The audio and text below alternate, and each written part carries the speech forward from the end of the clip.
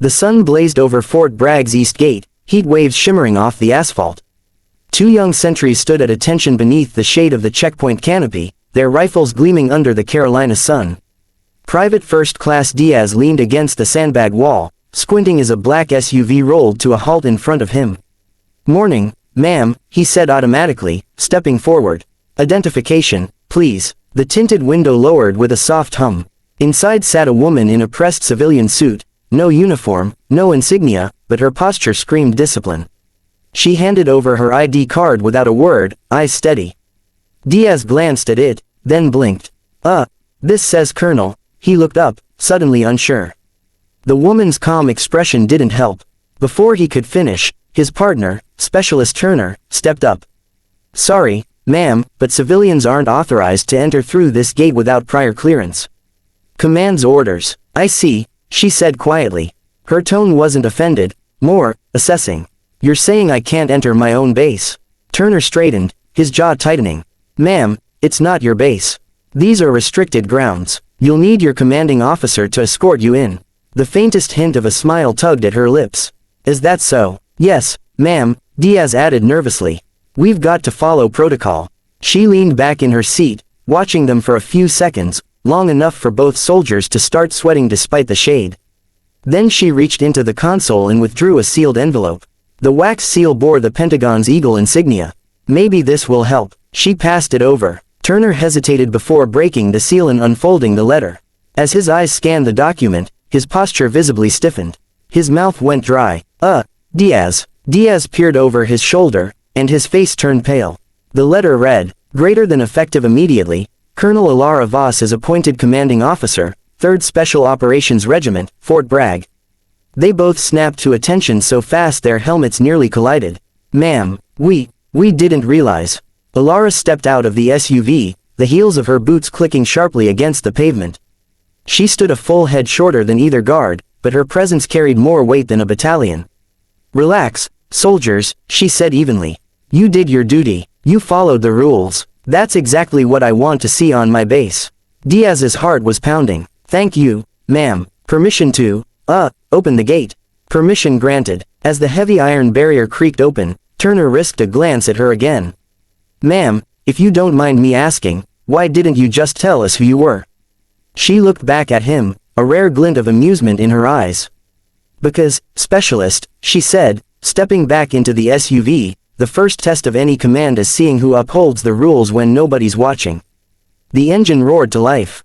The black SUV rolled through the gate, and Fort Bragg's new commander disappeared down the road, leaving two stunned guards saluting in her wake.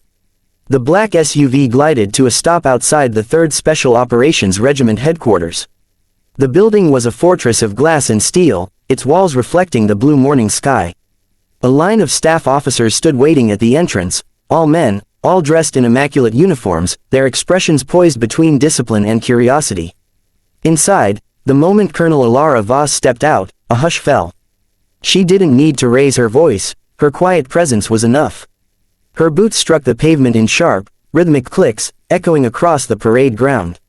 Major Harlan, the acting executive officer, stepped forward to greet her. His square jaw was set, and the faint smirk tugging at his mouth didn't go unnoticed. "Colonel Voss, welcome to Fort Bragg," he said, extending a hand that was meant to look confident. "I'm Major Harlan, the temporary CO until command was reassigned." Elara took his hand, firm and unflinching. "Temporary? Yes," she said evenly. "Let's make the transition smooth, shall we?" "Yes, ma'am," he replied, though his tone carried an undercurrent, a note of disbelief he couldn't quite hide. He gestured toward the doors. "This way to the briefing room." The staffs assembled. Inside, a dozen officers rose as she entered. A few tried to mask their surprise, others didn't bother. One captain whispered, "That's her." Under his breath, the question rippled through the room like static.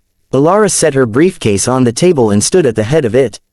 "Gentlemen," she began, her voice calm but sharp, "I know what you're thinking. You didn't expect me. That's fine. You'll learn soon enough that rank isn't about expectations, it's about performance." The room stayed silent. Not one officer moved. She tapped the screen at the front, bringing up a digital map of the regiment's last operation, a mission that had gone off script and cost lives. The air thickened immediately. "This," she said, pointing at the red mark zone, is where leadership failed. Command hesitation, poor communication. I reviewed every report. You were brave, but bravery isn't enough. Major Harlan shifted in his seat. With all due respect, Colonel, we followed standard protocol. She turned to him. Protocol doesn't win wars, Major. Precision does. Discipline does. And from what I've seen, both have slipped here. A low murmur spread through the room. Then she said quietly, that ends today. For a moment, no one breathed. Then, slowly, Harlan straightened. Yes, ma'am, he said, this time without a trace of sarcasm. Elara closed the briefing file. Good. Now, I want every officer here to remember one thing. I didn't come to take command from you. I came to lead with you. But make no mistake, if anyone here believes I earned these stars by chance, I'll see you on the training field at 0500. The tension broke into a stunned silence. Then, almost reluctantly, someone at the far end of the table said, understood, ma'am. Elara gave a single nod. Dismissed. As the officers filed out, Major Harlan lingered behind. Permission to speak freely, ma'am. Granted. He hesitated, then said, they won't underestimate you again.